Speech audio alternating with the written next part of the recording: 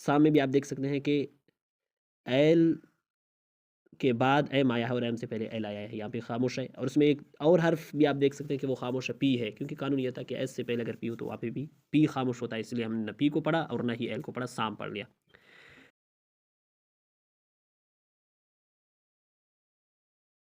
बिस्मिल्लाहिर्रहमानिर्रहीम। आज सबक ज़रा तवील होने वाला है, इसमें ज़रा तफसीली बहस है।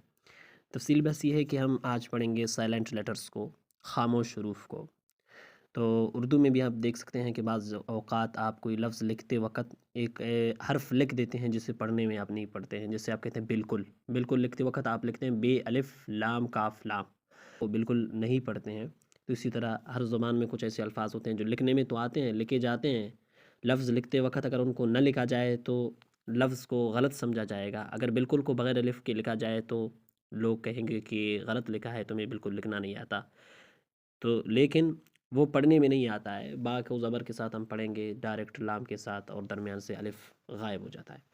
इसी तरह अंग्रेज़ी में भी कुछ हरूफ होते हैं, कुछ हरूफ ऐसे होते हैं जो अल्फाज में जब आते हैं तो उनको बिल्कुल नहीं पढ़ा जाता है, तो उनके बारे में आज हम बात करेंगे।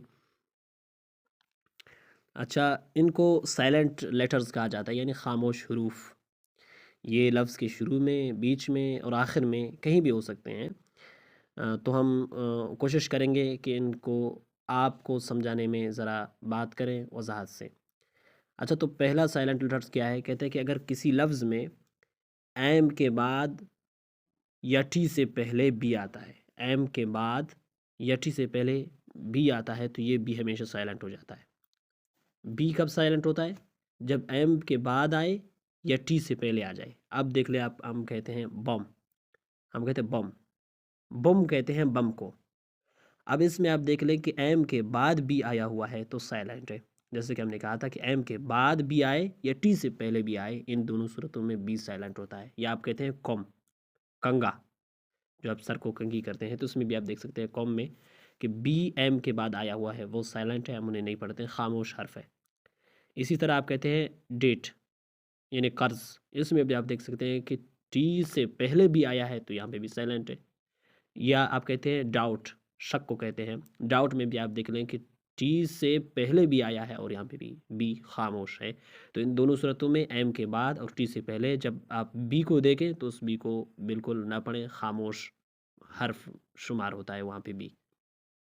अगर किसी लफ्ज़ में एम के बाद एन आता है तो एन हमेशा साइलेंट हो जाता है। जैसे आप कहते हैं आटम, आटम में एम के बाद एन आया हुआ है लेकिन हम उससे नहीं पढ़ेंगे, वो साइलेंट लेटर्स में से शुमार होता है। इसी तरह हैम, हैम हमद को कहते हैं, तो इसमें भी आप देख सकते हैं कि एम के बाद एन आया हुआ है, वो भी साइलेंट है। इसी तरह कंडम, कंडम मजम्मत करना, इसमें भी आप देख सकते हैं कि एम के बाद एन आया हुआ है, वो भी खामोश है, हम उसे नहीं पढ़ते हैं। इसी तरह कलम, कलम में भी एम के बाद एन आया हुआ है लेकिन हम उसे नहीं पढ़ते हैं, खामोश करते हैं। तो कायदा ये है कि जहाँ पे भी एम आए और एम के बाद एन आए तो उस एन को नहीं पढ़ते हैं, फ़कत एम को पढ़ते हैं। तो तीसरा जो खामोश हर्फ है वो, अगर किसी लफ्ज़ में एन या एस से पहले पी आता है तो पी हमेशा साइलेंट रहता है, एन या एस से पहले। जैसे आप कहते हैं नेमोनिया, नेमोनिया में आप देख लें कि एन से पहले पी आया हुआ है तो यहाँ पे साइलेंट होगा। इसी तरह साम, साम में आप देख सकते हैं, साम कहते हैं वजन को, नेमोनिया एक बीमारी है, तो साम में आप देख सकते हैं कि एस के बाद एस से पहले पी आया हुआ है, और पिछले वाले मिसाल में एन से पहले पी आया हुआ है, और दोनों सूरतों में पी को साइलेंट पढ़ा जाता है, खामोश बिल्कुल पढ़ा नहीं जाता है, खामोश पढ़ा जाता नहीं बल्कि पढ़ा नहीं जाता है, खामोश किया जाता है। इसी तरह न्यूमेटिक्स, इल्मुल हवा, इसमें भी आप देख सकते हैं कि एन से पहले पी आया हुआ है। और इसी तरह साइकोलॉजी, नफ्सियात, इसमें भी आप देख सकते हैं कि एस से पहले पी आया हुआ है। तो दो मिसाल वो थे जो जहाँ पे एस से पहले पी आया हुआ था, और दो मिसाल वो हैं जहाँ एन से पहले पी आया हुआ है, और इन चारों मिसालों में हम पी को नहीं पढ़ते हैं, क्योंकि कानून यह है कि जहाँ पे एस या एन से पहले पी आ जाए तो उसको नहीं पढ़ा जाता है। अच्छा, चौथा जो साइलेंट हर्फ है, खामोश हर्फ है, साइलेंट लेटर है, वो ये है कि अगर किसी लफ्ज़ में एम एफ के डी से पहले एल आता है तो एल हमेशा साइलेंट होगा। ये चार हरूफ क्या है, एम एफ के डी, इनसे पहले अगर एल आता है तो वहाँ पे एल को खामोश किया जाता है, उसे पढ़ा नहीं जाता है। जैसे आप कहते हैं काम, मतलब पुरसकून।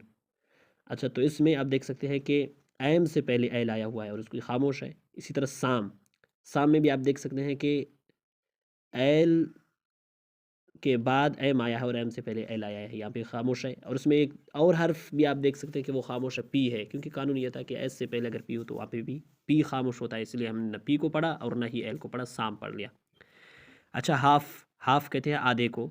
हाफ में भी आप देख सकते हैं कि एफ से पहले एल है, और ये हमने बताया था कि एफ से पहले एल हो तो वहाँ पे खामोश हो जाता है। इसी तरह काफ, बिछड़ा, इसमें भी आप देख सकते हैं कि एफ से पहले एल है और एफ से पहले जहाँ पे एल हो तो वो भी साइलेंट हो जाता है। वाक, के से पहले एल हो तो वो भी खामोश हो जाता है। टाक, बात करना, वाक, चलना। टाक में भी आप देख सकते हैं कि एल से पहले, एल के बाद के है और के से पहले एल है, जहाँ पे के से पहले एल हो तो वो खामोश हो जाता है। इसी तरह कुड, सिक्का, इसमें भी आप देख सकते हैं कि डी से पहले एल है और जहाँ पे डी से पहले एल हो तो वो साइलेंट हो जाता है। जिस तरह के शुड में भी है कि एल से पहले, एल के बाद डी है और डी से पहले एल है। अच्छा, ये 4 साइलेंट लेटर्स हुए जो हमने बयान किए थे। 5वें लेटर क्या है? 5, अगर किसी लफ्ज़ में एन से पहले के आता है तो के हमेशा साइलेंट हो जाता है। लफ्ज़ में एन से पहले के आता है तो के को नहीं पढ़ा जाता है, फ़कत एन को पढ़ा जाता है। जैसे आप कहते हैं नौ, जानना, नाव, जानना।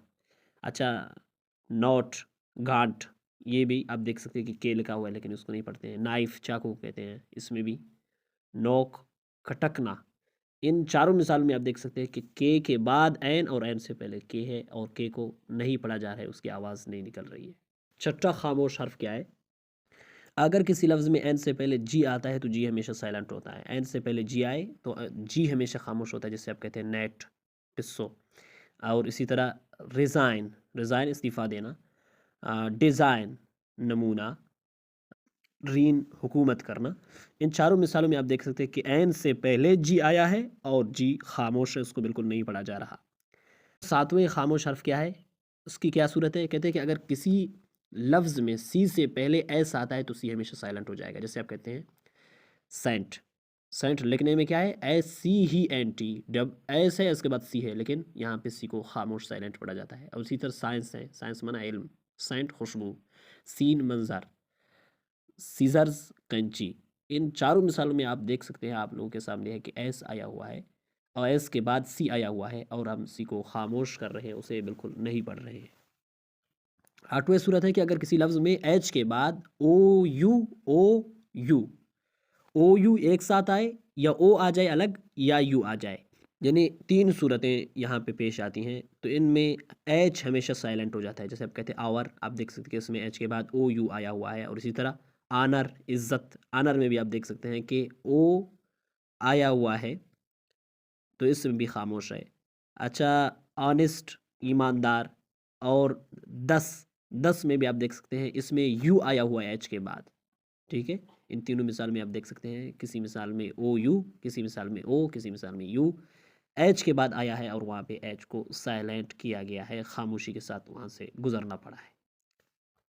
ये 8 सूरतें हमने बयान की। 9वीं सूरत क्या है? अगर किसी लफ्ज़ में यू के बाद ए या ही आता है तो यू हमेशा साइलेंट होगा। यू के बाद ए आए या ई आए, जैसे आप कहते हैं गार्ड, यहाँ पे यू के बाद ए है, चौकीदार को कहते हैं, तो यहाँ पे भी यू को साइलेंट किया गया है। या गर्दन, गर्दन इनाम को कहते हैं, इसमें भी आप देख सकते हैं कि यू के बाद ही आया है तो यू को हमने खामोश किया है। गेस्ट, मेहमान, इसमें यू के बाद ये ही आया है तो यू को खामोश किया गया है। गैस, अंदाज़ा लगाना, अंदाज़ा, इसमें भी आप देख सकते हैं कि यू के बाद ये आया है तो हमने यू को साइलेंट किया है। अच्छा, 10वीं सूरत क्या है? अगर किसी लफ्ज़ में डब्ल्यू आए और डब्ल्यू के बाद आर आए तो डब्ल्यू को हमेशा साइलेंट पढ़ा जाएगा, खामोश किया जाएगा, साइलेंट होगा डब्ल्यू। जैसे आप कहते हैं राइट, रैप, रॉन्ग, रेत, राइट लिखना, रॉन्ग गलत, रैप लपेटना। तो इन तमाम मिसालों में आप देख सकते हैं कि डब्ल्यू आया हुआ है लेकिन हम उसे नहीं पढ़ते हैं। वो राइट, वो रैप, वो रॉन्ग नहीं पढ़ते हैं। अगर किसी ने पढ़ लिया तो गलत पढ़ लिया, क्योंकि ये साइलेंट होते हैं। ये जो डब्ल्यू शुरू में आया है ये साइलेंट होता है। तो अगर आप इसे अपनी तरफ से पढ़ेंगे, जब आपको ये बात नहीं मालूम होगी तो आप गलत कर रहे होंगे। तो इसलिए ये जानना ज़रूरी है कि डब्ल्यू उसके बाद आर हो तो उस वक्त डब्ल्यू को साइलेंट किया जाता है। जैसे राइट, रैप, रॉन्ग, रेत। अच्छा, 11वीं बात यह है कि अगर किसी लफ्ज़ के आखिर में GHT या GH आता है तो GH हमेशा साइलेंट होता है। GHT आ जाए तो ज़ाहिर टी को पढ़ा जाएगा, लेकिन जी एच को हमेशा खामोश किया जाता है, उसको साइलेंट किया जाता है। जैसे आप कहते हैं साई, आह भरना, साई कहते हैं इसे। जी एच इसमें खामोश है। हाई, ऊंचा, इसमें भी खामोश है। राइट, जी एच टी आया हुआ है और इसमें जी एच खामोश है। जी एच टी खामोश नहीं होगा, जी एच खामोश होगा। टी को हम पढ़ रहे हैं। राइट, सही। नाइट, रात, तो इसमें आप देख सकते हैं कि किस तरह पढ़ा जा रहा है। अगर किसी लफ्ज़ में जी से पहले डी का लफ्ज़ हो तो डी हमेशा साइलेंट होता है। जी से पहले डी का हो, जैसे आप कहते हैं बजट, अच्छा, ग्रज, बैर दुश्मनी कहते हैं ग्रज। तो इसमें भी आप देख सकते हैं कि डी के बाद जी आया है और जी को हम खामोश पढ़ रहे हैं। ईज, किनारा, ब्रिज, पुल, तो इन तमाम मिसालों में आप देख सकते हैं कि जी आया हुआ है और लेकिन वो डी के बाद आया है, इसलिए हम उसे खामोश कर रहे हैं, बिल्कुल नहीं पढ़ रहे हैं। इन तमाम मिसालों में आप देख सकते हैं कि जी से पहले डी आया हुआ है और वो डी हम नहीं पढ़ रहे हैं, वो खामोश हो रहा है, क्योंकि कानून यही है।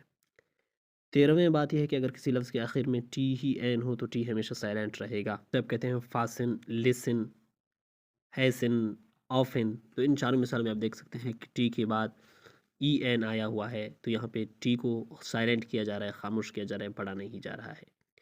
14वें बात यह है कि अगर किसी लफ्ज़ के आखिर में ही आता है तो ही अक्सर बेशतर साइलेंट रहता है। ये बात हम पहले भी कर चुके हैं, जैसे आप कहते हैं टाइम, नैम, रूल, जोक, इन तमाम चीज़ों में आप देख सकते हैं कि ही को साइलेंट किया गया है। पिछले जो मिसाल गुजरे थे फासिन, उसका माना है बांधना, ऑफिन अक्सर, लिसन सुनना, हैसिन जल्दी करना। तो ये साइलेंट लेटर्स थे जो हमने आप लोगों के सामने पेश किए, जो एक बहुत ही अहम मौजू है। इनको याद रखना और महफूज रखना और इनकी ख़यालदारी करना अंग्रेज़ी तहरीर और पढ़ाई में, मुताला करने में, स्टडी करने में बहुत ही अहमियत का हामिल है। जो भी बंदा अंग्रेज़ी पढ़ना चाहता है या अंग्रेज़ी लिखना चाहता है तो उसे ये जानना ज़रूरी है कहाँ पे कौन सा लेटर साइलेंट होता है, कौन सा हर्फ खामोश हो जाता है, ये सब जानना ज़रूरी है। तो इसलिए हमने इस पे मुख्तसरन कम वक्त में तफसीली गुफ्तगू की। इंशाअल्लाह आप लोगों को बहुत ही फ़ायदा मिल गया होगा। दुआ में याद रखिएगा। अल्लाह हाफ़िज़।